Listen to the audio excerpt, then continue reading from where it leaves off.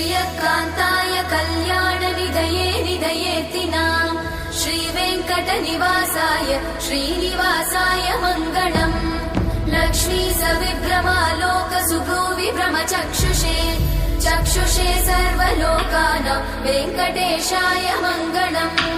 श्रीवेङ्कटाद्रिशृङ्गाग्रमङ्गलाभरणाङ्गये मङ्गलानां निवासाय श्रीनिवासाय मङ्गलम् सर्वावयव सौन्दर्य सम्पदा सर्वचेतसां